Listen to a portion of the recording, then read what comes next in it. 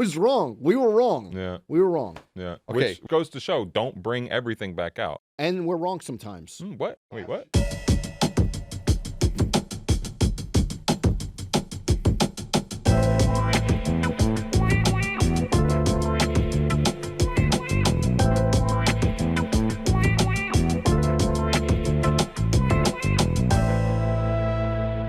What's up, everybody? It's Joe La Puma. You were listening, you were watching the Complex Sneakers Podcast.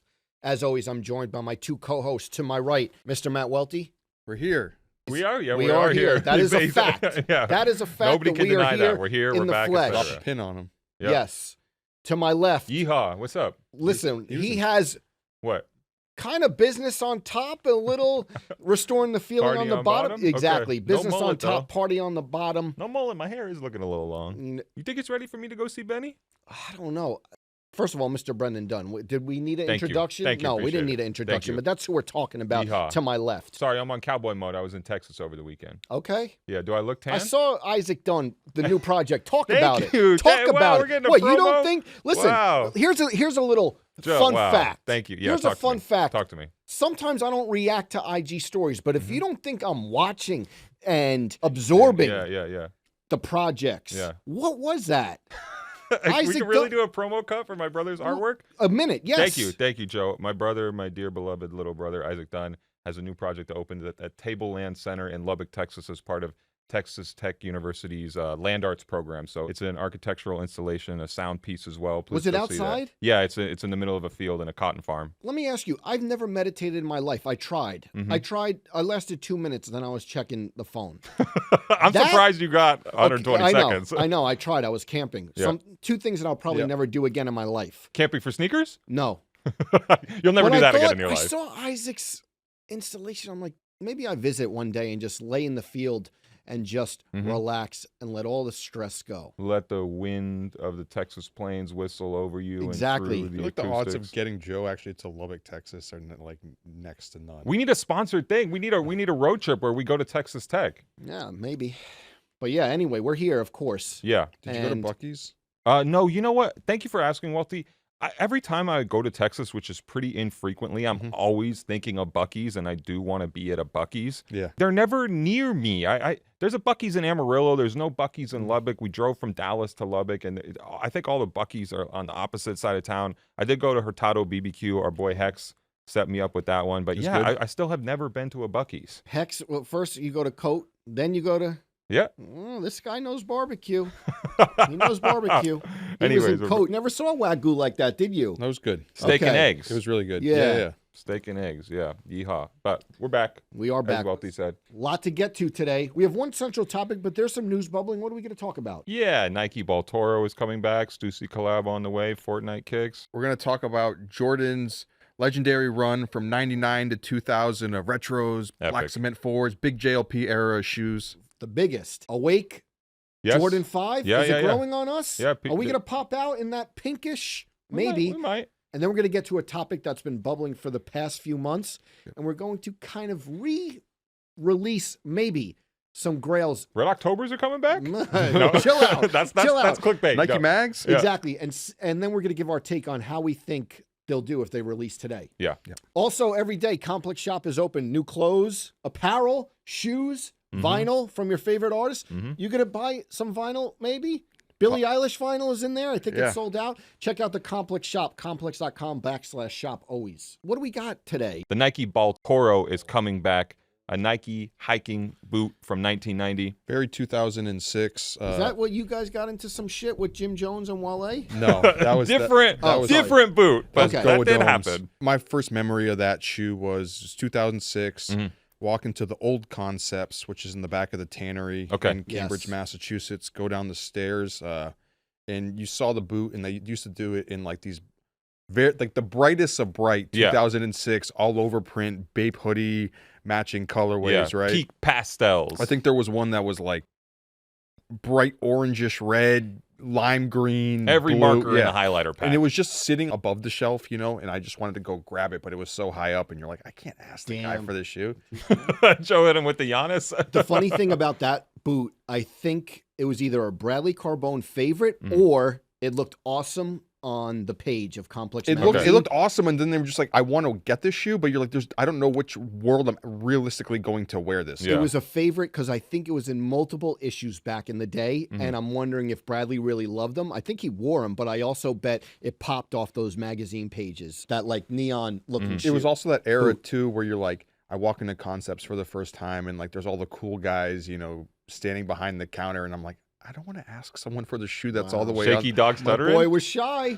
My boy, you were in in the tannery. I was at Flight Club with Chris Vidal, a different type of, Giving out noogies. you know. You just remember that era where it's like you felt like Yes. the standoffish the streetwear shop era. employees are judging you a little bit, and if you ask them something a little bit too much, you have to like crack the code of Totally. Yeah. But I think this is an interesting one to bring back. I don't think it's going to be a big commercial monster. I think it's still a bit of a tough sell. And if I could predict, I feel like if you really Brick? want the shoe, I'm not going to say brick, but I feel like if you really wanted it, you could probably get a pair on sale. One of the interesting things is that Stussy is leading the charge on bringing back the Baltoro. I'm told there are around 3 colorways. I'm pretty sure it's 3 colorways. Bright and loud. I don't know what Okay. the colorways look like. I'm not going to pretend I've seen some of the CADs for upcoming stuff, but I don't know exactly what the Stussy ones look like.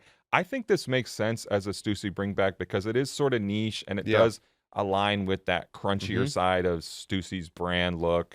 Reminds me a little bit of the 2012 pack Surf Sand Street where it was kind of these outdoorsy Nike shoes. My only worry would be that Stussy does pretty like subdued. That's what I meant. Nike collabs as far as like color palette goes. Sorry, Snow Sand Street. Yeah. In recent times, that was the one with the trainer ender though, right? The trainer ender was right after that. Okay. Yeah. But either way, lately Stussy's been doing kind of like subdued a little bit, except for that pink Air Max they did. So who knows? I don't know. Oh, you said winter 2025. Fall. I think Okay. they're supposed to. I think the season. I don't have off the top of my head, but I think the season is supposed to arrive in is fall. So one of the interesting things about this too is that, and I guess this has happened a couple other times recently, is Nike kind of telegraphed this move via Fortnite, where they recently Welty's a deep sigh is coming. I'm not. Let me say. No, what I got happened you. first. I got you. Let me say what happened first. I got you. Nike has not communicated anything about the Baltoro coming back. This is a leak that we put out there. Just a reminder, we break news on here all the time. We reach out to them for comment, as we always do. They don't comment on leaks, but there is a recent release. This is like 2 weeks ago now of the Baltoro on Fortnite as a virtual shoe that you can buy in the Fortnite Kicks program and wear as a character in the game. Welty, you had a deep sigh. No, ready just to a go. weird one to me because I'm not against them putting shoes in Fortnite, even though Fortnite doesn't appeal to me. Yeah, I keep trying to get you in the squad, or we could even do duos. I don't play video games at all, so it's like I'm not gonna. We could go unranked, no build. No, I'm all set on that. But Lego? No, all set on that. But I get that you're trying to market to like a younger demo. Via the Fortnite sneaker releases. Like I understand putting a Bread Jordan 11, a Band Jordan 1, a Travis Scott shoe in there. I just don't see the Baltoro. It just feels a little like I can't imagine 15-year-olds being hyped on a shoe that they don't know. Jump in here. What? The source, the king of the youth. He said, "Where'd he learn about the Jordan 4s?" Fortnite. Who are we talking about? Let's say it in unison. the Rizzler? The Rizzler. Okay, that's where he learned. That's what more where he learned evidence about do you the need 4s. than that? Speaking of Jordan 4s, I just want to briefly talk about this. Maybe it's a bigger topic. Wow, he pivoted to me. What are we getting into? Recently did a video. You can go watch it on the Complex Instagram. Not to double dip too much, but we were talking about 99, 2000, 2001 Jordan retros. And you talk about Jordan 4s. My era. 1999. My era. Jordan 4s. Is that like one of the greatest sneakerhead shoes of all time?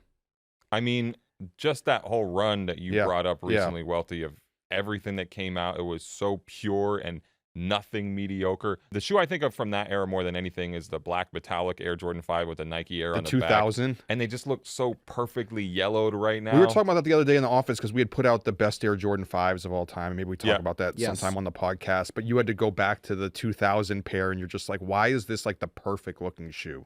And I was trying to discern whether or not, because that image, that profile image of that black metallic Jordan 5 from 2000 with the right amount of yellowing on the netting and the icy outsole, that looks so much to me like a perfect Jordan 5 and just a perfect Jordan and a perfect sneaker. But I don't know if Jordan Brand could ever release a shoe that could give me that exact feeling of seeing that black metallic Jordan 5 for so many years and wanting it so bad, especially knowing that none of the pairs from that era would ever be wearable at this point. You just look at that run and it's like, it's not everything that came out, but it's like black cement 4s, white cement 4s, Bread 11s, everything Space Jam 11s, as a Columbia 11s, fan. Cool Gray 11s, black cement 3s, black infrared 6s, black metallic 5s, and pretty much all of the shoes, except for the True Blue 3s, which oddly had the Jumpman Air logo on the back, were like true to form OGs. And forget black and red Air Jordan 1s, Royal Jordan 1s, Co-JP Jordan 1s.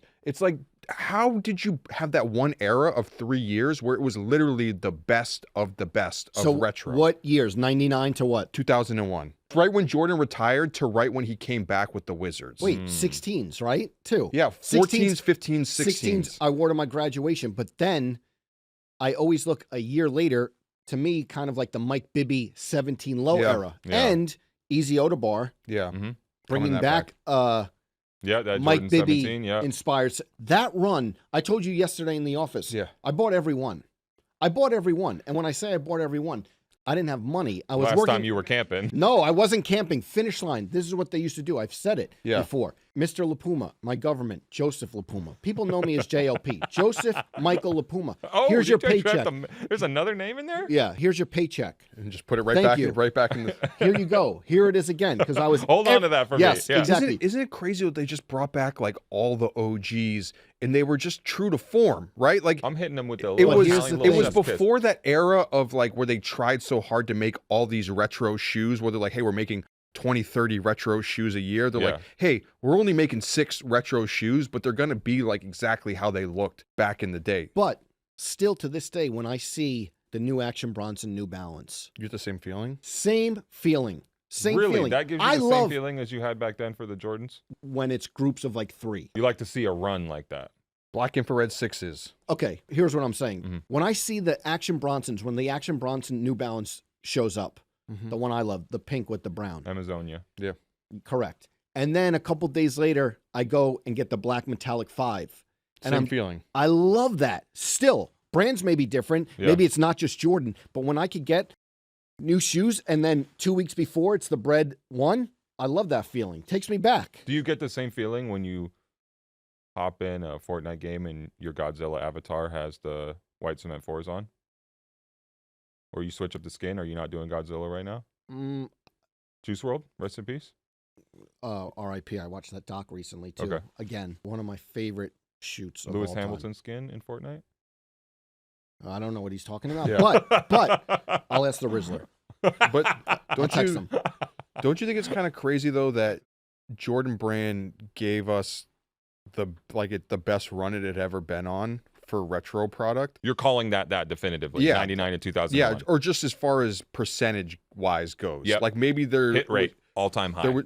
Because like the first year there's only like 2 or 3 retro shoes, 99. But don't you think it's crazy that world existed almost in like a pre-sneakerhead world where it was like the sneakerhead scene was relatively small. Yeah, obviously there were sneakerheads back then, but like early on, like prototype sneakerheads, where it's like 99, 2000, 2001, there was not a lot of camping out. People are showing up at the mall for the cool. There was no Instagram, there was no Nike Talk, none of that stuff, and it was like, but Jordan Brand gave people a chance to buy the best product ever. Yeah. Although I feel like this conversation is missing a little bit of nuance and how good those shapes were and how good the materials were and things like that. And I'll say that I'm not the expert on that because, again, a lot of these shoes were ones I was looking at through a screen and just seeing the profile shot. Shiny patent leather on the 11s. Oh.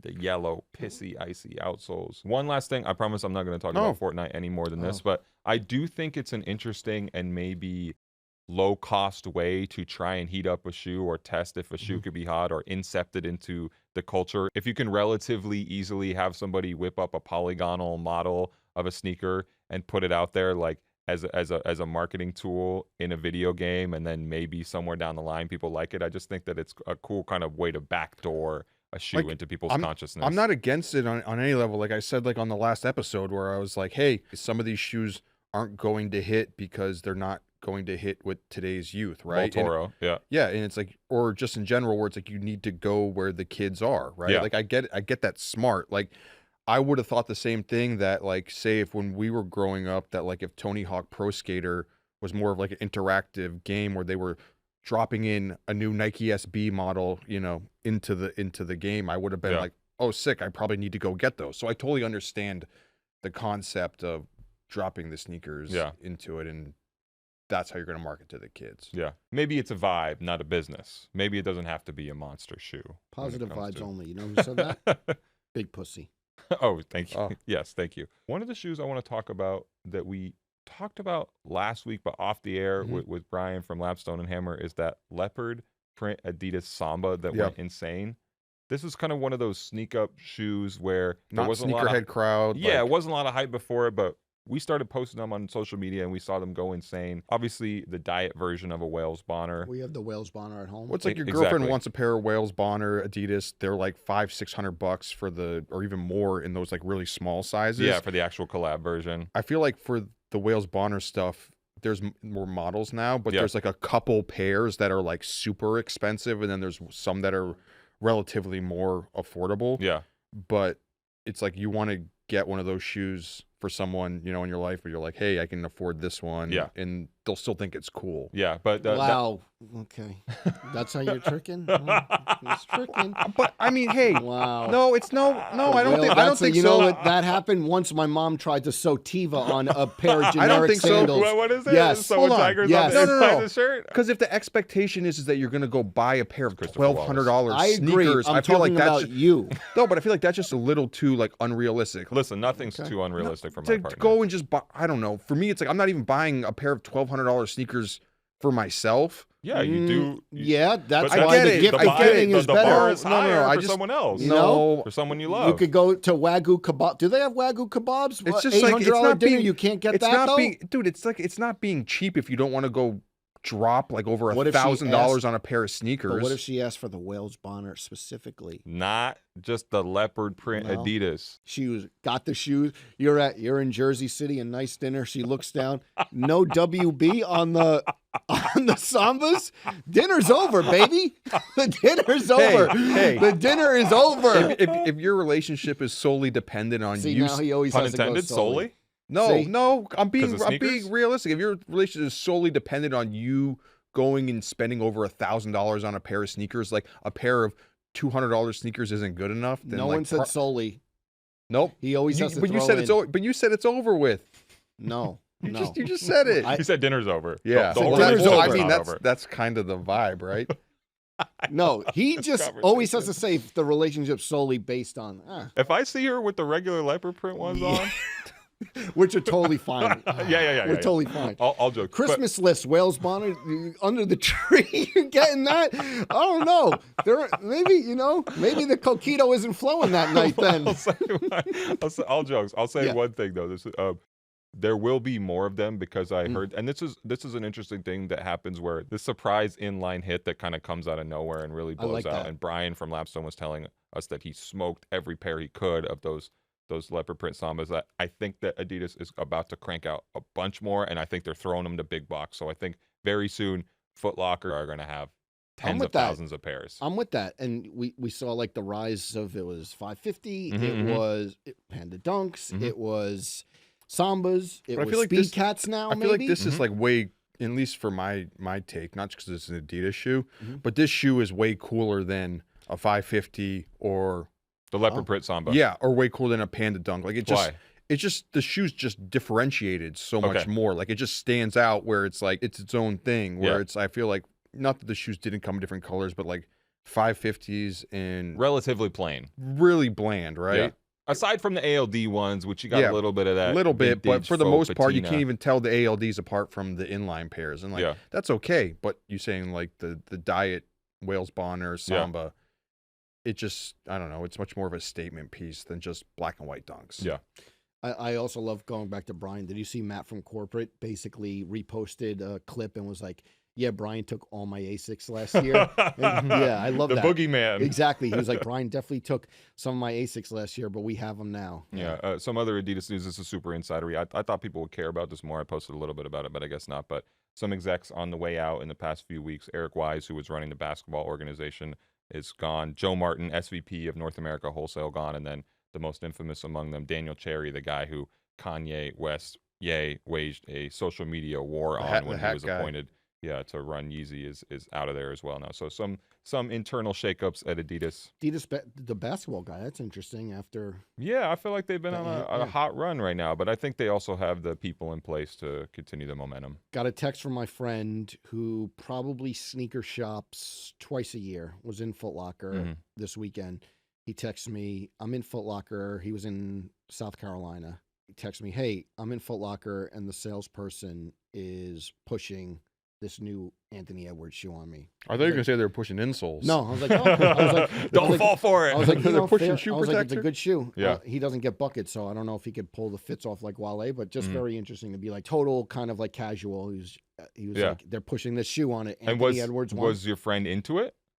Because that's what I want to know, if the average casual sneaker wearer thinks that's a hot shoe. He wasn't, but I was like, it's a good shoe. I'm curious to think whether it's like, I had this thought the other day, and I don't know if it was just me. Do you feel like, not like the shoe's completely fallen off, but do you feel like the AE ones lost a little bit of steam? For sure. The shoe came out December 2023. We're in 2025 now. I feel like it mattered so much last year, but then when I see it like in glimpses, I see people like still talking about it a little bit this year. It just feels like it doesn't matter as much. But think about an on-court shoe and the longevity. A year is ages for an on-court shoe. We just had All-Star Weekend, and that All-Star Weekend moment last year when he swapped the laces with the neon laces, that was a year ago. So it's a tough ask for like on-court shoe to last all. So I think it's natural progression. Almost 2 seasons, a season and a half. Yeah. I got a funny DM this past weekend. This is a story we talked about on here. You remember the guy who had the Jown situation with the New Balances where he went to the outlet and may or may not have been trying to take advantage and backdoor the situation? Well, I had connected him with people at New Balance before I knew the whole story, because if people are reaching out to me for help, sometimes I will help them. This is, of course, we said it before, not a customer service line. But he hit me back and he said he got the shoes. He got the Jown New Balances. Your power? It's your power? So Brenda Dunne helping people out. It's nice. Yeah. Last week we recorded right before a new Jordan 5. You know, we did the list, but a new Jordan 5 got debuted. Awake. People are upset we didn't put that on the best Jordan 5s. People are upset we didn't put the Awake Jordan 5 on our best Jordan 5s of all time comments, The shoe is not out yet. Didn't we publish the article like 2 days before? The shoe is not out yet. It doesn't count. That shoe could well make, and I think it's a nice looking shoe, could well make a future revamp of our best Air Jordan 5s of all time list, but we're never going to consider a sneaker that's not out to make that list. The weird one for me on that one, that was like a huge generational gap. On our best Air Jordan 5s, the one that people are like, why isn't this shoe on the list? Was the Bel Air 5s. And to me, that's like an awful shoe, because I remember I was working in the store when that shoe came out, and I just never thought that shoe was good. Yeah, that one is not that important of a Jordan 5 to me, and not that good of a Jordan 5 to me. I remember it being coveted at the time, but I just don't colorway think to me, I'm just like, I would just rather have the grape Jordan 5s that Will Smith wore. I would rather have the grape Jordan 5s over almost any Jordan 5. How do we feel about these Awakes, though? I like the color flip. I don't like the logo on the shoe. So I like the embroidery on the heel. I think the logo in the netting is a little aggressive, but also I can appreciate it because I feel like there are not that many Jordan 5s that have really pushed the design of the 5 and done something that daring. The one that sticks out to me is Off-White Jordan 5 with the holes on it and things like that. I feel like all of the 5s we've received as a general public have been relatively mild, so I can give this shoe some credit for doing something more than most. Well, I do think that this shoe is much better than that new Alma Maniere Jordan 5. Okay, like, you're putting Awake Jordan 5s over Alma Maniere 5s. Because to me, that's just like another of the same palette, where it's like, and people, there's been discussion about that on the internet, where it's like, hey, Alma Maniere like needs to switch up the use of color on their shoes, because it's just repetitive, and there's a little fatigue on that, where it's like the Awake at least is like, hey, this is something new and fresh, and it doesn't look like something that Awake did in the past. For sure. Let's poll the room, and when I say the room, there's only 2 other people. Yeah, but tell us in the comments. Yes. Do you think I'm gonna get that shoe? Awake Jordan 5? Yeah. It's too light for you. No, it's not too light. I don't think there's any. I feel like I could see white t-shirt, gray sweatpants. You're planning it out already? Yeah, I could see on a summer. They're dropping in the summer, maybe? I'm not sure release date. I could see. Do you think it tops the Awake's best shoe? We were talking about it recently on here, the Kayano 14. Different shoe. I know, but I could see me getting these 5s. You know what? Also, I like it. They're kind of setting up a little tradition of hanging the shoes in the rafters in the store. Yes. If you remember, our first look at the Awake airship was them hanging from the ceiling during, I think, one of the opening parties for that store. And now I think if you go in there, the 5s are hanging there as well. That's cool. So I just like that myth making or story building or tradition to set up. See, I like the color flip on it though. I like how it has the fire red 5 sole on it, but then with the pink upper. I think that's super cool. I also think it's one of those shoes I'm going to see a fit and be like, I'm sold. Yeah. Someone's going to pop out. Yeah. One thing I don't want to see any more of is the sneaker loafers. I think that we've already jumped the shark on this. And you were the early proponent of it. Yes. Put it on him. Put it on him. Wait, so did the Hoka one ruin it for you? Look at what have you done for me lately? God giveth, God taketh away. He was on here right next to me being like, this is the next viral shoe. It does. Listen. Myself? Wait, so what ruined it for you? I want to hear it. Yeah, let's see. New Balance 1906L, the sneaker loafer that I think is the best. I was all for it. The next one that came, the Hoka one, it looked a little cheap. I wasn't that much into it. And then our friend Anders Holm, Durs, sent me a text of the Mizuno version of it. Oh, I didn't see that. Mizuno Wave Prophecy Mock. Have you seen it? No. I haven't seen it. And you know what I'm saying? Mizuno? Mizuno. No. Yeah. Yeah. We don't need one of these from every single brand. New Balance did it best. What do you think? Absolutely not. What? This doesn't even look... No. This looks bad. No disrespect to them. I like the people at Mizuno. So do I. Enough, but... No, yeah, this doesn't. I mean, it's like a wallaby on the upper. It looks like pack it up. A lot going on there. Too much going on. Is yeah. What you're well, saying. it feels like we're like slowly heading back. As much as we're going forward in time. Right. It feels like we're also going back in time to like that era of like 2011 where like Visvums were popping. So sneaker brands, like I remember having a pair of, Adidas's that were kind of on that. Which Adidas model? Oh man, I really forget the name of it, and I can. This is very, very rare of you to forget. No, the name I've tried to find it. I forget the name of it, but it had the same look where it had like that elongated toe of a wallaby with like the 3 laces up top, and I remember buying it at the time, being like, oh, cool, they're trying to do like the whole Visvum thing, but we got Visvums at home. Yeah, we actually don't. No, we don't. They're too expensive. Just too expensive. Just for the record. Should we talk about the shoes that we're wearing? Yeah. Yes, we should. Welty, what do you have? I feel like I went Herbie Hancock today. How so? What? Watermelon Man. Oh. Okay. These are the Concepts 1000s, inspired by $1,000 bill, which you should be spending on the Wales Bonner. Yeah. Okay. Anyways, so they have the pink hit on them because I guess the text is called the watermelon. Wait, the text from the $1,000 bill, it's like the nickname of it is the watermelon. So it's I didn't even know they made a $1,000 bill. Yeah, it's like the rarest. Really, I thought if anybody would have one of those. Yeah, Joe La Puma.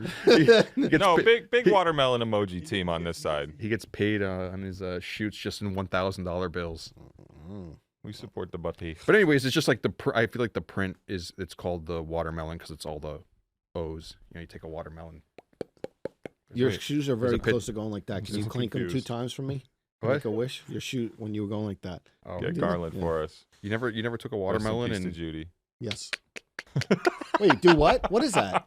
That's how you tell if a watermelon's good or not. Oh, I've never done that. I'm not that much of a watermelon. You slap it in if it's bouncy. Yeah, I get mine pre-sliced. You slap it in if it's bouncy, it's good. Yeah. I'm getting words to live by. I get mine pre-sliced. Joe? Air Max 95. Simple man. I like that kind of matches this. Shouts to Matt Corporate got them. I bought these. Another one of your influence. You put in the Slack. You were like, I fuck with this jacket. I got this jacket. But Air Max 95 neon OGs because the old pair, not the new pair. This isn't 2025 just yet. I went down a rabbit hole Valentino Rossi this weekend and I got re-inspired. The GOAT? Yeah, Air Max 95. Okay, very nice. I was not feeling that inspired. I was looking around the office for a pair of sneakers to put on. I landed on these Ivory Snake Air Force Ones. Good retro, a shoe that I wanted really bad, the 96 original. Gary Warnett shoe, remember rest in people peace. like Gary talking about him. Remember pairs seldom popping up. Jay-Z shoe. Yep. Shout out our friend Dre. Dre sold Jay-Z an original pair, right? Yep, original pair. He popped out courtside in 1995, 96? I think 96. Beautiful shoe. Also, just as a follow-up on last week, I was on here wearing the 2025 Bread Jordan 1 retros. I have to be totally honest. after we shot the episode and I was walking around in them in the office a little bit. Uncomfortable? I switched out. Yeah, Someone I just said put that. my New Balance 993s back The on. leather wasn't broken. To be honest, I don't want to put it on. We'll have to. I think Kai said that he was wearing them and they were uncomfortable. And then the other thing is they were a little bit squeaky, and the Pegasus Turbo was still squeaking on me. Squeaky in what part of the shoe? You could hear it. You could. What? No, like the sole or the leather? Heel. Yeah. I'm just like, what? How much baby powder do I have to sprinkle on these things? Can I say one thing about Kais real quick? Of course. Did you see them frying him? For the white shoelaces? No, this is like a funny bit, and I don't think he was wrong to express this sentiment, but he's put out some post on X about him showing up to a function and he had the Union Jordan 1s on, the new pair, but his pants were covering up the collar. And so it looked like he just had the lost and found ones on, and nobody could tell that he was actually wearing the Unions. And people, I think, were frying him. You know, like the meme with the guy standing in the corner. Wait, I don't know that. They don't even know that I'm wearing Union Jordan. It's like they're at the party, and then like the guy standing in the corner. It's like the stick figure looking character. Shout out to Kais. Don't fry him over that. Nah, come on. But it is a funny moment of. And we've all been there. If you step in somewhere and you're like, these people don't know the sneaker I'm wearing. I hate to see it. What did Jim Jones say? The Kentaro with Jimmy popped out in. Did you see that fit check? And he had the Dipset crossing guard to match. Fit check. No, I missed that. I like that. Have you ever seen the movie Roadhouse? Yes. I'm not going to talk about that. Why? Yeah, I see. That was Patrick Swayze, yes. right? But it is. I remember as a 14 or so there's a 10-year-old kid being there's a lot of nudity. There's a lot of nudity. Wait, so do I. I remember my parents going like this to me. I rewatched it again recently, and I'm just like, wow, there's a lot of nudity in this film. This is too prurient a discussion for this space, but I got to just say, like, I remember this was still elementary school, and one of my friends who was a bad kid, he had, and it was like we were going to watch Roadhouse. Oh. So we'll just leave it at that. Okay. But all I was saying was came over like this. There was something with the way your hair's hitting and everything right now. You kind of look like Sam Elliott in the film. He's like the older. I wasn't that focused on. What'd Sam you watch Elliott. it last week? I watched it again over the weekend, but he's Did like. You watch the Conor McGregor one with No, Jake Gyllenhaal? I haven't watched that one yet. But he's the older guy who shows up to help out Patrick Swayze. He's like his friend from the past. You have we could put a picture side by side, but you have a similar vibe. I'm happy to be compared to Sam Elliott. Yeah. Speaking of old things that come back, do you like this? Because Roadhouse was old and then they redid it. We wanted to talk today about old things coming back and about how appropriate it is. Well, that's the hot topic right now in sneaker culture, right? Still, yeah. Where it's like Nike opening up the vault and bringing back classics and whether they should or shouldn't. Yeah. And we've talked about this on here before, but I feel like it's still super relevant because there are still old shoes coming back, collabs in particular. This is not just Jordan retros, right? This is undefeated Air Jordan 4 coming back. This is Wu-Tang Dunks coming back, things like that. And Welty thought it would be an interesting exercise to look at some of these things that we've considered grails over the past 20 years and talk about whether or not they deserved a retro or would still hit as a retro or if it made any sense as a retro, right? And a lot of people are case by case. I am case by case. So am I. And then a lot of people are no way. And then a lot of people are yes. Well, some like we'll get into it, but some shoes make sense where it's like if this comes back, they do it in limited numbers. It's going to give people a chance to get a shoe they didn't get before. Yeah. Some people say no at all. Yes. Sneaker Den had a dissertation on Instagram. He did a great job on that. He argued his points very well. He had asked me what I thought about that, and again, go see what Sneaker Den wrote about this and about the idea that Nike should keep the vault closed and never bring these things back. I don't like to be on that side too much because we're already looked at as gatekeepers, and I don't want to be the person telling people they can't have a pair of shoes or they don't deserve them. Well, I said no as well because it is a case-by-case basis for me. I do thought he did the biggest thing, and maybe we'll get to it, that like he put the pricing kind of like asset up. Did you see that? Wu-Tang Dunks and like before the re-release, after the re-release. That was very interesting to me. And then he had and how that drags the price down. Exactly. Well, I think it's all how they do the retro too, right? Yeah. So it's like we went into that with Wu-Tang Dunks, with the Wu-Tang Dunk. The new Wu-Tang Dunk doesn't really look anything like the original Wu-Tang. Whoa. You can't say it doesn't look anything like the original. I don't think it does. What do you mean it doesn't look anything? How so? The color's so off. And I feel like everyone said that about that shoe. It doesn't look like the shoe. Okay, if the color's off, that's one thing. I feel like it doesn't look anything like it is another thing. Unrecognizable? No, I think it doesn't look anything like the shoe. Okay, well, I have a pair, and I think okay. I do. Oh. Well, you don't have the original one. Oh. So. I don't either. Hold on, I'm like the ref source in the material tank to compare fight. them too, so either way. Let's ask Remy. We should. Oh, Welty, spicy. What was the first pair you thought about when you were thinking about these? So a lot of these shoes that we are talking about bringing back, right, are shoes from like our glory era of 2005, 2006, 2007, when where you first started coveting. Right, and they're like, oh, it's been 20 years. We need this shoe to come back. It's 2005. But I think we realize it's like as we're getting old, it's like it's 2025 right now. Yeah. 2018 was 7 years ago. Yeesh. And it's like Right. if a shoe can get retroed, I feel like 7 years is enough time since the original drop. I still think 10 years is a Okay. good, Yeah, 7 is a good little. demarcation point. I Little mentioned early, that but so recently. when the Jordan 1 first came back in 1994, 10 years essentially. 94, 95, yeah. Yep, 10 years after. So, Yeah. but the first shoe that came to mind, Sean Wotherspoon Nike Air Max 1/97. From 2018. Yes. Air Max Day shoe, Complex Con early shoe, but One of the real grails of the past decade. yeah. I have 2 stories. Tell it. Please. I don't know how this factors into if it would do well today, Yeah. but Austin Bailey, shouts to Austin Bailey. Oh, yep. Our long time Talent booker. talent booker. He booked a lot of hits for sneaker shopping. Mhm. At the end of his tenure, I think it might have been Timberlake because we were chasing Timberlake for so long. We were already Or it doing the might podcast. Yeah. Huh? I remember this happening. We were already doing the podcast when he left. Yeah. Yes. It might have been Timberlake. It might have been Connor and Jake Gyllenhaal. I said, pick any shoe you want. Mhm. Any shoe. Mhm. Not a LV Air Force One. Careful now. I was like, you're in these stores with me when we're filming most of these episodes. You've done such a great job. You just wanted to do something nice for him. Pick any shoe. Pick your shoes. He picked the Sean Wotherspoon. Now, that's one story. My brother-in-law, when my nephew was born, I feel like the Witherspoon and I feel like the Mars Yard look great in the little, is it baby? Infant.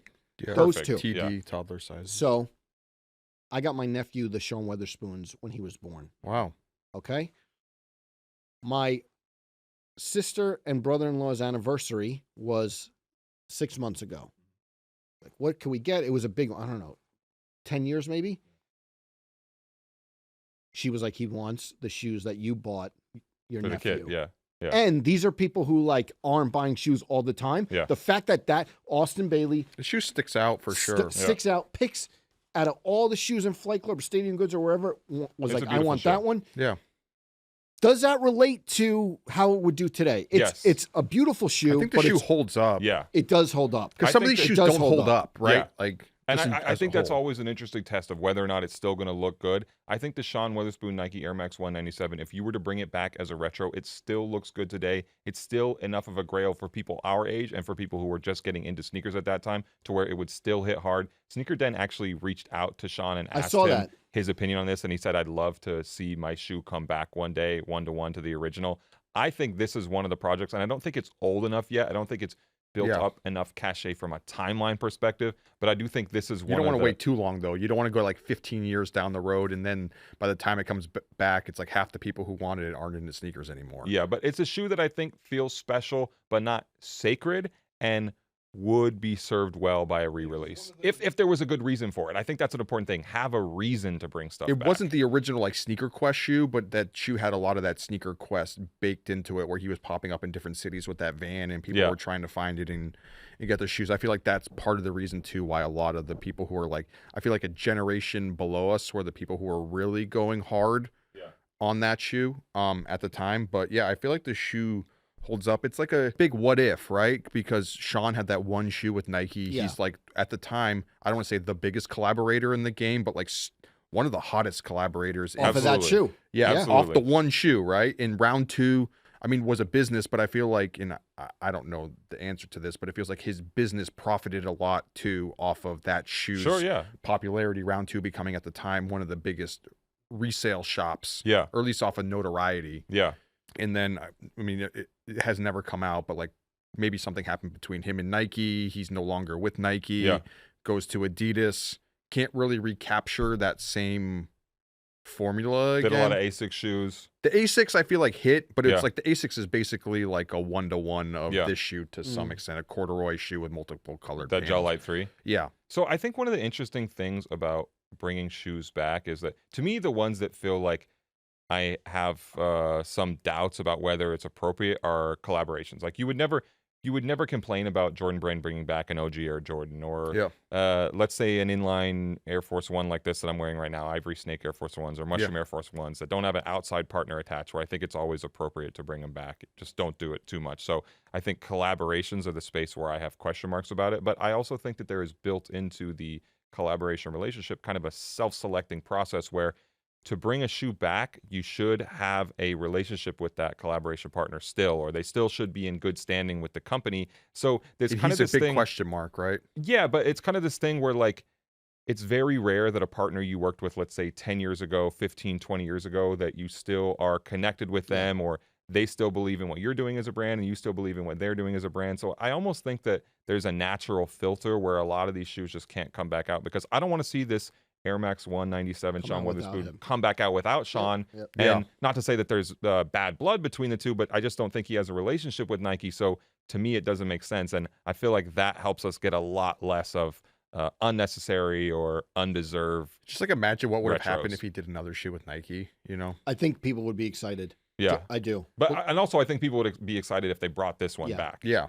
That was 2018. What was 2018. 2018. It was like that Vote Forward 10 program years, where they 10 years, chose let's talk about which it. shoe. Oh yeah, because Vote Forward, because that was after Vote Back, right? Yeah. This was the one where I think they had maybe a John. Was there a John Geiger silhouette in there? There was a handful of. I don't remember. There were a lot of collaborators. Yeah, there was a Buzz Lightyear looking shoe. Yeah. So also that project came the year after the Vote Backpack, and I think the Vote Backpack from Air Max Day was another instance where I think bringing back a collab or a grail they did it the right old way though worked really well, where you could vote on a handful of Air Max sneakers that Nike should bring back through the sneakers app at the time, and whichever sneaker people voted on, they were going to bring back, and it was the Atmos Air Max 1, a sneaker that was held in high regard but not a super duper but there was anticipation because you knew there was only going to be one, and it's like we all voted which one we want back, exactly, versus like, hey, we're bringing back Pada and this and that, and there was Stash. Restraint, right? Yeah, it felt like we're only going to do one. It's going to be the one that everybody wants. You're going to let people participate on it. And the shoe came back. People were hyped about it. It's still an important, special shoe, but people got to go back to the well on it. I love that. Yeah. Next one on the list. This is one that everyone might say is heck yeah, just from the start, but I feel like there's more nuance to it. What if they bring back the whole Off-White The 10 collection? This is a rumor that was floating around that for the 10th anniversary of it in 2027, they might actually do that. Listen, the shoes are amazing, but to me, the buildup in Virgil's marketing and how he took in process behind the design, even signing and seating. I feel like that everything. was most of the shoe. Not that the shoes don't stand on their own, but if you don't have that whole story behind it, it's not the same thing. He was so good at being just transparent enough of how things came together. The shoes themselves were transparent. Exactly. It added so much to that project and that personal touch. Yes. And obviously that would be missing if it comes out. However, the product is the product. But I do think, like, I was glued to his Instagram during that era of the shoes releasing. Spike Lee getting them, Beyonce, it was just one thing Travis, after the other, Jay-Z. after the other. And it was kind of all like similar but different routes of how he went marketing that. Do you think that they would still hit if the 10 came back as a 10-year anniversary pack in 2027? Are people still going crazy for those? I think some of them would. I feel like the 10 as a whole, and we were talking about it the other day, where it's like, obviously there's certain home runs in that collection. Air Jordan 1, Presto. Yeah. Even I feel like Air Max 90, Air Max 97, like those shoes would still have something behind them. Yeah. Maybe when you get to the Hyperdunk 2017. Nobody is anticipating a Hyperdunk. Zoomfly, maybe. I feel like I would buy the Off-White Zoomfly all over again. Yeah. I have them. I bought them on resale for like $300 or $400, and then sold them on resale for like $1,200. But I would buy that shoe again in a heartbeat. I have them. Have you worn them? All white? You've worn those? Well, they were the later pairs too, right? They did a couple different colorways. The black, all black, pink and all black. Yeah. I have the pink ones. But I do, it's just like if the original creator isn't involved, even though in Virgil's case, you don't feel like it'd be a celebration of his life. It could be, and there's an estate in place to make those decisions. But I just, again, it's the same thing of thinking like, if you don't have an active relationship with the person who really put that thing together and who it was about in the first place, then maybe there's no reason for it. Yeah. What do you think? Yeah, I feel like it's just tough, right? Like I know that those shoes are some of the mega grails in sneaker culture, and rightfully so. Everything Virgil did and contributed to sneakers really changed everything. Yeah. But I just don't know. I really can't call it. I'm not saying that it's going to tank the resale price on the original or anything like that. You know, I just don't know what that unrolling out of the 10 shoes looks like. You know? Another one you mentioned, Welty, was the Nike Mag. Yeah. I feel like the Nike Mag never needs to release again. Me either. I think it's a mythical shoe that a very, very small subset of people who would be like, I need the shoe and I'm going to get it. Yeah. But it's such a pop cultural thing too, but I don't know if it's almost gotten too far down like the well where it's like, I remember when that shoe, when it came out the second time 2016 in 2016, and it's like when we were posting about that online, it was like the biggest thing we had ever seen traffic wise, like on the. I still think it would do that. I just don't think people would actually be able to buy them. I think that the marketing and I think posting online and I think the conversation around it, even from casual sneakerheads, would be huge, but I still think it's one of those things like. Keep it special? I guess I would say if they brought them back, it wouldn't matter as much because they're not going to make a ton of them. You would never want them. Are we saying they would make a ton of them? Because but they never made a ton of them. That's what I mean. Like, if you make a ton of them, it doesn't make sense. We have access to shoes. It's one of those shoes still where I'm like, I can never get those. Right. And that's how I feel about it. So I think like it's a little moot to be like, what if they bring it back? Because because you feel like it was never that. It's just there like in the first place. mayor and celebrities who would buy them. Yeah. To me, it's like you guys can correct me if I'm wrong, but Nike Mags are the most unwearable grail shoe of all time. For sure. Because like, especially if you compare it to the Sean Wotherspoon Air Max 1 that we were just talking about, most people would say relative it's kind of like common person shoe, the Sean Air Max. Yeah, the Nike Mag is way more a grail or a sneaker that people cared about for way longer, had this incredible history. Tinker Hatfield, Back to the Future, Michael J. Fox. The Sean Wotherspoon shoe is super important, but even with those relative levels of allure, like you'll see the Sean Wotherspoon shoe way more because one, they made way more of them, and two, it's a real wearable shoe. The Nike Mag, as beautiful as it is and as important as it is and as much cultural weight as there is to it, it's ultimately a movie prop and not a shoe that people can really wear. Well, the crazy part like was that. Last week I was walking around the corner on a Sunday doing laundry or going to Dunkin' Donuts or something, and there was this I don't know, like homeless guy who lives in our neighborhood, and he was wearing, the costume of course pair that has the no branding on it. Right? Yeah, I remember those. He was wearing the costume Nike Mags in the street, and I was just like, where did like these come from? That's the most random shoe to ever see somebody just wearing out and about like that. But yeah, I don't think that they ever will try and bring the Nike Mag back. I don't think there's a not good some sort of reason for fundraising project or something like that, because it's always been like a charitable shoe. Yeah, and that's good. That's good that they're raising money for charity, but it's just not something we ever need again. And one of those things that I think people don't think about in the same way of you should bring those back. Yeah. What about Eminem Air Jordan 4s? Which pair? I feel not on the fence about this because they've done multiple Eminem Air Jordan 4 projects. The blue Encore pair. Yeah. And I Carhartt think pairs. They ended up redoing the Encore pair. Yeah, basically like a giveaway. On StockX where they made a new pair.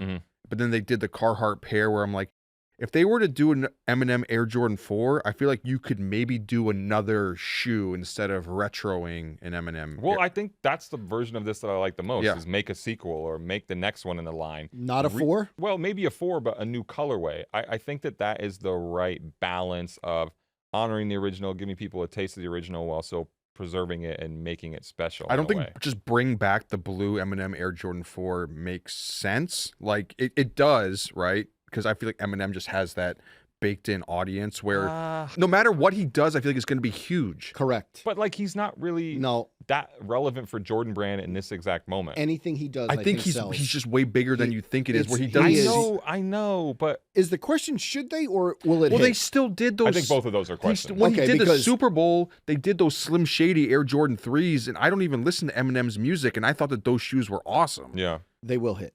They would hit. I think to his point, he is massive, and his fan base, it feels like anything he's selling, they're buying. How much merch did we sell as a company? We put him on the magazine. Look, I agree. I think it would sell automatically, no doubt about it. But I think that when you consider him versus the lineup, the roster that Jordan Brand has as collaborators. Otherwise, it just doesn't make a lot of sense. Chris Gibbs and Union, Awake and Angelo. But in what way though? I mean, just like, I don't think that whatever Eminem is selling, or like the Eminem brand, is that closely aligned to the Jordan brand in 2025. But doesn't it like diversify the brand more and like reaches out to new categories? Not categories, but like a new audience I don't capture. think so. It just seems like misalignment. And if it's like a new album that comes out, he drops fairly often, I would say, consistently. Yeah. If it's a project that's tied to a new album, you still think it's a weird fit? I think so. What I would say is, like, I see what you're saying. Basically, maybe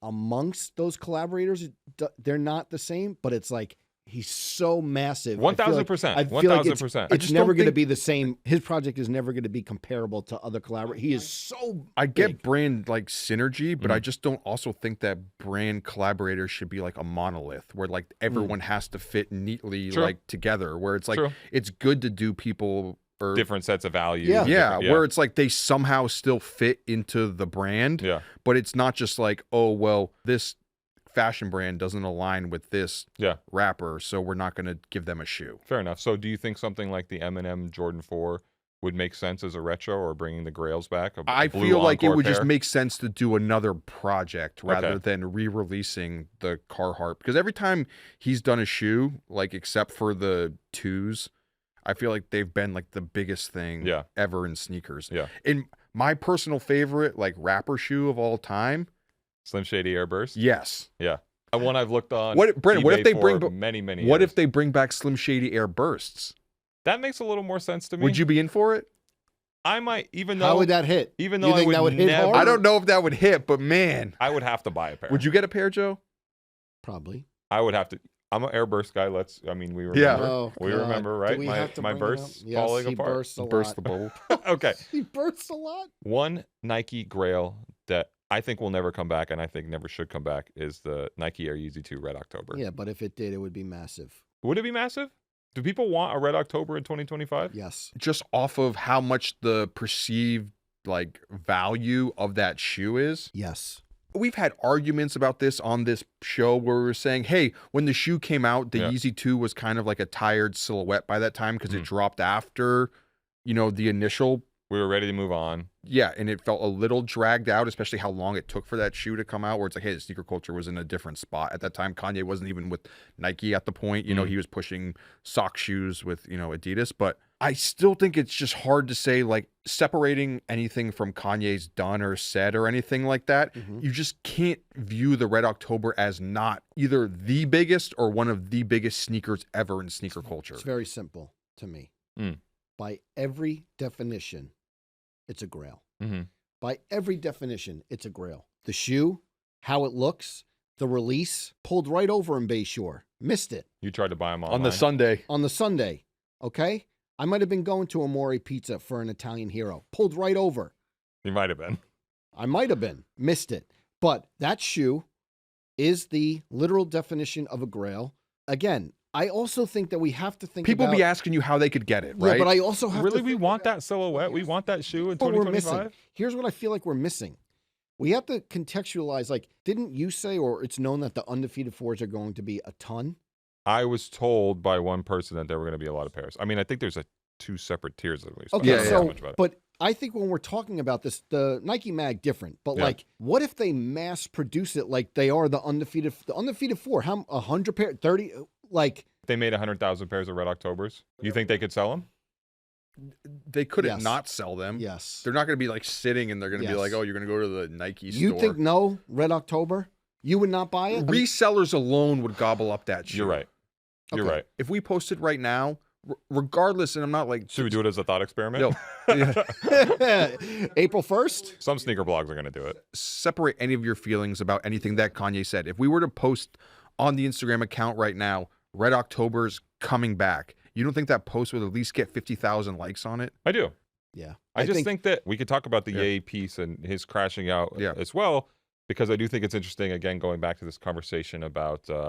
the relationships and whether or not there's still a relationship with this person. Obviously, Nike can never really do a Ye shoe again. So I think that this is one that you can probably pretty easily say the door is shut on. Isn't it crazy forever. that we go through this list and we're gonna get the other shoes, but it's like half of the collaborators around here, not half, but like a handful of them were just like, but why don't they have a relationship with Nike anymore? But like the shoes are the grails, but then the collaborators pretty normal. Yeah, I think it's rare, like I said earlier, that you would still have a good relationship with a partner at 15, 10, 20 years later. But I just think that the Yeezy 2 is a shoe that was so of its time and so of that era that it doesn't make a lot of sense right now as a sneaker we would be wearing. And I think that that's okay. And I think that's a great reason to not bring some of this stuff back, is because it belongs so much to that era that it originally came out in. And again, I think that any of these things, if they were to come back, would need a real motivating factor. Well, and there's, of course, no motivating factor to bring back a red October Yeezy. Of course, right? Yeah. But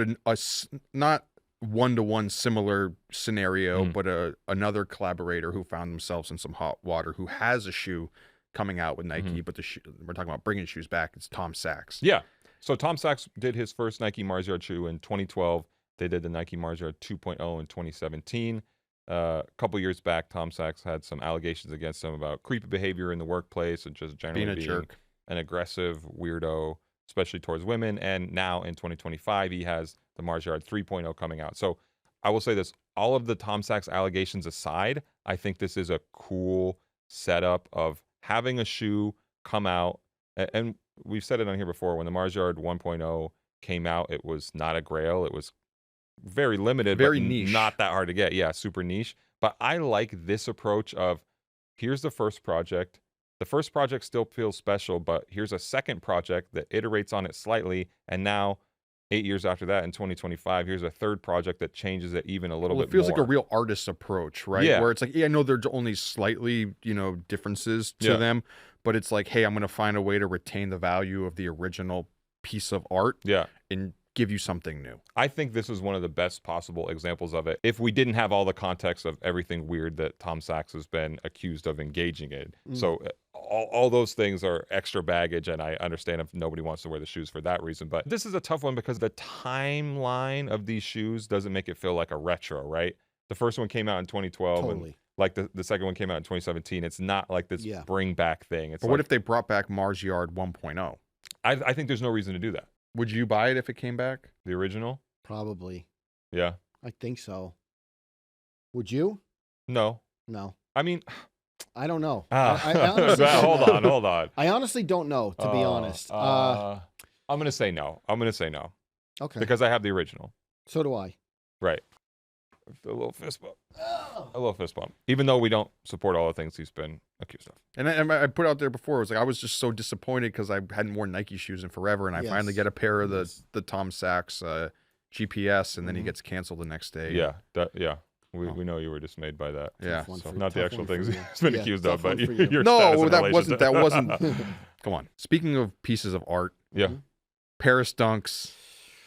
One of the most expensive, not expensive shoes ever, but one of the most expensive release shoes on the secondary market of all time. I just can't fathom them coming back. Some of these, I know that like it's our job to discuss the nuance. I just can't fathom those coming back. And I bet a lot of people felt like that when they heard about the Undefeated 4 coming back. I don't think that shoe should ever come back to Paris SB Dunk because it was so built into the sneaker that each pair was unique and it was part of a canvas that was split up, and all this detail about how special the individual shoes were. I think that you are bastardizing that if you ever said we're going to. It's a literal piece of art, right? Yeah. Like, they've been evaluated kind of as such. Yeah.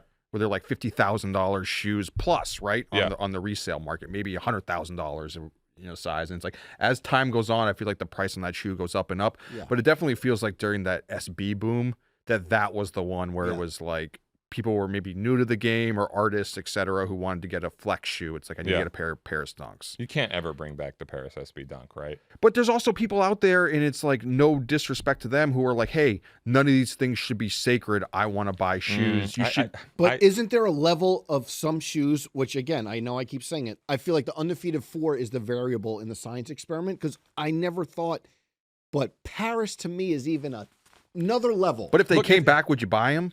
Yes. This is so selfish. Where every answer Yes. we're always just like, What yeah, do you of course. So maybe that's the answer. Anybody would buy them. So. But do you think there's a way that they could do it in like a Paris 2.0, or that Sure. would that ruin it too? Well, here's the thing.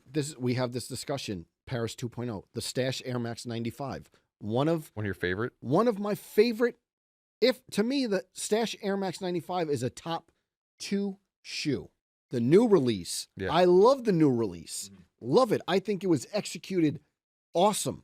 The fact that you could still get them on his website was another wake-up call for me. Also, the other thing, not that I only love, I remember when we debuted them at Complex Con, Straight to Feet, the comments, a lot of times you see trash, classic, track. They were positive, mostly positive. I was like, people were hyped about Stash. It was really good to retro. see, like, need these. And on the website, they're sitting. So that is another. Does it hurt? Does it not like hurt your feelings, but kind of like when you see these things come out and it doesn't have the same reaction as it was, 20 years ago? It's like any other business. Sometimes you think like, oh, I believe in this art. I believe in this work. And that is strong enough for me. And then sometimes the reaction is like, how did these not sell out? You're a little confused. Yeah. But I mean, I think a lot of these conversations have to do with stuff that is so special edition, and the things that you were led to believe to some extent by the brands were special and unique and never coming back again. And you may have invested in them from a time perspective or from a money perspective. And then to see them come back out years later, I think that that's part of why people can feel upset about these things, is because we were taught by mostly Nike that like, this is the super rare Grail shoe, and we only made X amount of pairs of these, and you have to line up for them. That's the whole reason why you're buying into it, because it's like a one-time only thing. So then if it comes back later, it is kind of this thing of like, you? Yeah, was I lied to? Was I tricked? Was I hoodwinked? Certainly we've been hoodwinked by sneaker brands before. Question though, what if the Stash Air Max 95 came back as the exact original one? I don't think it would have hit regardless. Okay. Like, and I love that shoe. That's like one of my favorite collaborations of all time. And I like the Stash BWs maybe just as much or more.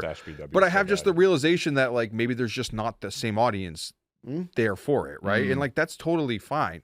But do you think they could bring back any of the Grail SB Dunks, or you're just like, just leave it? I would rather them leave it. Okay. Where I said it's a case-by-case basis, and where I say I'm not fully open the vault against, and I'm not fully close it, some of the classic SBs I feel like I would have a little trouble with. With them bringing it back? Or like what? Tiffany's? Kinda. You don't want them to, but I'm not saying you don't want them to bring back Tiffany Dunks because you have. But how many pairs if they do? No, it's not. But if about they do, that. you're buying them no matter what. It's not about that. I love this. This is why, and I think Conceited said it in the Sneaker Den carousel, and he put it into context that was good, because a lot of times we do this and it's like, oh, not who cares, but like, yeah, I'm in the middle. There was a ton of gratification when I got the first real pair of Tiffany Dunks after the hell I went through. With the fakes. Not the fakes. Me disguising my voice to special sauce. Yeah. My mom. 20 years ago trying to get the originals. My mom, call. I just called an hour ago. Then a guy not to be named on the sales team at Complex selling me a fake one. I remember your name. I remember We're sparing you here. I remember We're sparing Don't you worry. the embarrassment here. I'm still on LinkedIn too, so don't worry about it. But then sneaker shopping. I remember one of the first weeks back out of the pandemic, we had like 4 bookings in LA. I was shooting in the store. I'm like, who knew if the show was going to come back after the pandemic? The Tiffany Dunk is right on the wall. I rewarded myself, spent a lot. Yeah, let's say that too. You spent a lot of money. I know, but it's not less like you just... about that. When Conceited was I'm saying that's a good important point to say, because it's not like you just got the shoe. Like, you were willing to spend a lot of money on the shoe because you wanted it that bad. And I know the secondary market made it what it was, but Nike kind of made these investment pieces too. Yes. So the SB is where I would say I lean You're more conservative on those ones? I lean a little towards, hey, let's just think about this. But there's also, other Grails from that era where it's like we all remember them as like groundbreaking shoes at the time, where they're like, I don't know if they bring it back, if it's going to hit, a la like a Espo Air Force 2. So I love that shoe. I've checked eBay for that shoe. groundbreaking sneaker. I think Salehi has like I don't know if it's his size, but I remember I've scoured eBay for the Espo. We were going on StockX before this, trying to look at like what the most expensive shoes had been sold. And obviously there's not a lot of Espo Air Force 2s out there, but it's like the last pair sold for $5,000. Really? How recent? Do you know? I don't remember the date, but that was the last sold pair on StockX. So it's like clearly people are spending on these. And I feel like, and you guys correct me if I'm wrong, this is a super niche shoe in that everything matters in context, right? Where it's like, if this shoe just happened to randomly pop up, maybe it hits, maybe it doesn't. But correct me if I'm wrong. If LeBron or Travis Scott pops out in a pair of Espo Air Force 2s, is that not one of like the bigger sneaker posts in a while? Sneaker posts in a while, yes. Translating to sales, I'm not sure. Espo Air Force 2. The see-through pairs, for those who haven't seen them, yeah. If I scoured eBay now or stock for them, it would be a shoe I might not wear, but it would go right there at the top of With that. the socks? Mantelpiece. Yeah, that's what it feels like. But we can all agree that if Nike brought the Espo Air Force 2 back out, the invisible shoe with the see-through panels, it wouldn't do much. Right? I agree. I don't the think kids so. in the Slack every day that we're talking to, where I said the Clot Air Max 1, like, this is history right here. Watch what it's going to do. And it did nothing. Did nothing. Me and you said it. Cloud Air Max 1 is one of those ones where it came back and people really didn't care, right? Which I love that shoe. But I feel like that kind of all like put us in this defensive place in the beginning. Yeah, that's what started it. That's to be honest, that shoe broke our hearts. I remember getting my hair cut and that convo coming up, and I think I phoned a friend like it was Who Wants to Be a Millionaire. I'm like, rest in peace to Regis. Yeah. Oh, legend. Legend. Yes. I mean, come on. But I remember being like, and when I say these kids, they're not kids. They're our just coworkers, a lot younger than me. But I'm like, are they crazy that this isn't going to hit? And me and you were like, oh, I think we were doing like the most underrated. What year was it? No, it was the most anticipated. Most anticipated what year? Sneakers of like 2021 or something like that. I'm like, I'm getting my hair cut. I was like, yeah, tight fit.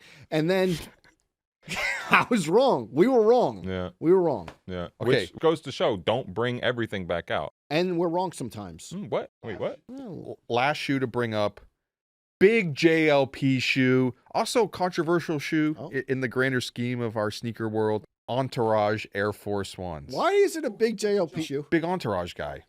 Yeah. Is it a big JLP shoe? Was that not like one of the most like formative moments in JLP, like sneaker Relax. blog? It was one of the moments where, like, I will say it was one of Your the coming of age? No, He's no. really- I will say it was Maybe one of John- the was a pivotal point in your life. I was never really into those shoes, but to your What? point, not really. What? Was Turtle not your favorite? Who's your favorite character on Entourage? Vince? Who do you guys think? Are you really? Ari? Yes. Yeah. I mean, but what I will say about that moment, not about the shoe, it was like I'm watching it and it was a show that a lot of people were, I think my dad was watching. But that was like all your worlds collided in one moment. I was like, wait, I was like, this is what we do. This is what we do. Yeah. So validation to some extent. Definitely a big moment for sure. The shoe, I was never really, I mean, let's be honest. I'm not into Busy Peas, HTMs. I'm not into that many Air Force Ones. Yeah. Like back in the day, I'm more of a other silhouette. I feel like you'd pop out in linens though. No? I've worn the linens one. If they want me to do it, he's I'll more do of a it. linen guy.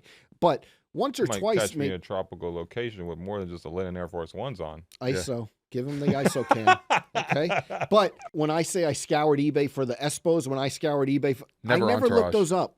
No, but it was a great moment. But you know that's like one of the ultimate collector grails of all time. And listen, I always say some things inform sneaker shopping. Celebrity Sneaker Stalker was the first thing. Okay. Yeah, from Nice Kicks. Sneaker shopping is a culmination of Celebrity Sneaker Stalker in a way. And that Entourage moment is somewhere in the blender. Of like sneakers going pop culture. Big ingredient. Exactly. That's what I love about the show still. Pop culture. We got some coming up too. Yes. Okay. Moments. Okay. Yeah. Okay. Yeah. Look at their smile. Yeah. Don't put on me. We got some coming up that little pop culture. But all that is in the recipe of sneaker shopping and that moment, yeah, for sure. But I think we're losing the plot here a little bit. I know, sorry. Entourage I Air went on a Force rant. Ones. No, you feel good. Hey, when you feel good, I feel good. Entourage Air Force Ones. I think you can bring it back, but it has to be like some sort of Entourage reunion. You make real impetus for it. You make 1,000 pairs. Keep them super limited. Super limited, or you drop it again at the Undefeated. Only like how many pairs dropped in it. You have Turtle sitting at the register, like checking people out. Don't give him the whole marketing plan. Yeah, I like look at this. you. This is good. Would This is all that good. not be an? Maybe this is great. Maybe it totally falls flat, but I'm lining up on La Brea. Are you? I'm there for it. you wouldn't be excited to hear that was happening in like that sort I of would fashion. be excited. I would be excited for that one. I would be excited for that one. I don't know if it would hit though. That shoe's just enough of like Would you buy it? I wouldn't buy it, but You wouldn't line up with us? it's not that. It's just Go camping? Can I be Ari? Sorry. I just don't need the shoe myself, Yeah. right? You would never wear it. No, I don't think I would wear it. But that shoe I would wear was it. just so Oh boy, would I wear was it. so special enough in the sense that like it was a Mark Smith lasered shoe. You know, there's the white and blue pair. There's the sample black and gold pair. You know, that caused the infamous beef between We know. etc. But I just think that shoe stands out more than just, hey, this was a hype Air Force One back in the day. We're going to release a colorway, where that was even more of a premium product even when it came out back then. Yeah. Those are Joe's feeling so enlivened, so passionate today that he just stood up out of his chair to go fetch a shoe from the set, and he wants to know if Busy Nike P? decided to bring back the Busy P Air Force Ones, Ed Banger Records. One of my favorite shoes of all time. What do we think this would I think do? the issue is that Busy P has like no kind of Meaning, like relevance in 2025, especially for sneaker consumers. This means something to me. and I love something to me, and I man. love Right? trust me, and I love the music that came out of that like record label. Yeah, you're a but big Justice guy? I love Justice, man. Big Justice? The costume? Oh no. Oh, sorry. That's surprising, but I love to hear that. Love this Well, shoe. that was that whole era, you know, Wale course. dance, but we I actually could went rap out that and whole song right now. went I out think and I have bought before the in here. Okay. went out and Let bought me the touch it. actual Justice album. Yeah, you got the vinyl? No, not that, but the Yeah. I had the CD back in the day. Mm-hmm. Either way, but I don't think that shoe, man. Tough one. Because even they, I know it's not the same, but they redid it with the Lance Armstrong collection, and that wasn't the same. Sorry, it wasn't the same. The yellow. It's Yeah. different. It's, you know, sometimes I'm always like If this shoe comes back out, are you buying another pair, Joe? 30 pairs. Just kidding. Just kidding. Let me tell you, I don't want to blow up the spot. PG Nose has a pair right now that I'm watching from afar. How much? Well, how now much? the price just went up. You No, did it blow went up down. the spot. It went down. PG's prices went down? That's the first I've ever heard of that. Unless he's trying to sell a pair for me and he keeps slashing it $25 a week. Like, man, I gotta eat. I'm trying to go out to a nice listen, dinner. I don't want to put your business. Sometimes I see, I'm like, oh, it's tough. It's tough in the streets. Hold on. Okay, I see. I was like, I know whose that is, and I see 800, $7 off. 750, Yeah, exactly. 700, Just tell me 650. what you want to pay for it. Sell it wholesale. Exactly. But these, I think PG has a price for like 900 right now. 850. Are we gatekeeping too much if every sneaker that we're talking about here, when we ask ourselves the question, would I don't think we buy said it? no to all of them, though. Just But the no. Tiffany's. Well, if How much our personal opinion affects whether we think people should have the shoe or not? yeah, like every question when we ask, would you buy it? I'm always saying yes, I would buy it. So then if we can't even show the restraint for ourselves not to go purchase if it was back again, do we think that Nike should exercise any more restraint in not bringing the shoe back? If we're saying every but time, don't you think yeah, it's a- we'd buy don't it. you Every think it's time. a- Did you buy the Galaxy phone? I got a pair. But don't you Oh. think it's a fine Never mind. line to some extent, though, that like if all of a sudden they just green light these 5 projects, then it turns into 20 projects, Yeah. then it turns into like literally everything comes back. Yeah, but we're the consumer here telling them we want it. Here's the thing. Some people say I play the middle a little bit, and maybe true. You know why? Sometimes I wake up on Tuesday and I'm like, I would never buy that. By Thursday, if I'm bored, and especially if Sending I'm bored PG on the to weekend, You're like, hey, guess what came in from StockX? you know, if I'm bored on the weekend and I have some time, Yeah. who knows where I'm going to go? No, I ain't So, window shopping. Exactly. R.I.P. Pop Smoke. R.I.P. Can we do one more exercise? Yeah. Like if you had the magic wand, to What bring shoe back? would you Yeah. have brought back? yeah, and you could tell, and we've talked about Nike because Nike has the most grails, so that's the one. And maybe this is a question we need to ponder and come back with an answer next week. Is it a shoe that we just personally want, or do we a shoe that think will be like economically like a business decision? No. No, I'm not saying a business decision, but a shoe that Yeah. actually makes sense to Yeah. come back. Yeah. It has to make a little bit of sense. I have one that is considered maybe a grail for a lot of people. When I used to get asked this question, Mm-hmm. I would say this a lot, but on some of the shoes that we talked about today, it's maybe not that level. Mm-hmm. Fragment 1. Bring back the Fragment Jordan 1. Well, first of all, no. And second of all, they have a newer version rumored to be coming out. What? Wait, why'd you say no so quick though? You don't think it would hit? I think it would hit. What think, about the pink and yellow Fragment Dunks? Those No. were not a hit. Those came out. we're taking your wand away. Hold on. Expelliarmus. Pink and yellow didn't come out. I know you're talking about, but they dropped like the purple and navy. the Harry one. That was Potter spell different, I'm and the looking quality for. on those were not good. Yeah, So wait, Fragment 1, you said no. Why? Wouldn't hit? I think it would hit. I just don't think it's that interesting, and it's not a shoe think- with that much storytelling around I don't think it. Fragment 1s The ones really you are. ask. I know I'm probably going to get hate for this. I don't think they were the grail that they were made out to be. I think they were just like earlier in that Jordan 1 bring back, and it was like a good enough colorway. Yeah. You put the Fragment stamp on it. I feel like if that shoe came out like a little bit later in a different era, and I know these things are all, you know, lightning in a bottle, but I feel like it doesn't have the same reaction to it. Damn. That would be one for me, personal. US personal. I mean, they already did the Travis Fragment. I know, but the blue and the white and black meant something to me. The one that I would like to see, and I don't know if this would ever happen, but you know how there's been kind of a odd like bring back and like blind box toys interest of late. Yeah. If they did a blind box Kid Robot Air Max 1, super limited. Sick. A lot of people out there don't remember the Kid Robot Air Max 1s. Kid Robot, you know, clothing brand, did a lot of the toys. Frank Kozik, the black and purple pair. There was that, was it the pink and gold pair? Yes. Those shoes were just at that Nike Talk 2006, 2007 era were like grails up to this level. If you had like maybe a GR black leather, if you had like a GR pair and then you somehow blind boxed, or you had like 6 different colorways, but you blind boxed them in, you know, save that for the board. I don't know. I think that like maybe that would be like fun. an expert in collab marketing right here. Now. Would you buy into that idea though? Yes. Yeah. I'm buying. I'm buying. You're gonna do blind box and not know what you're getting? Well, I might ask somebody to leak me the information. I might have to. Well, I know Ronnie did the secrets blind box stuff with the Kith Marvel, and people seem hyped on that idea. Yeah.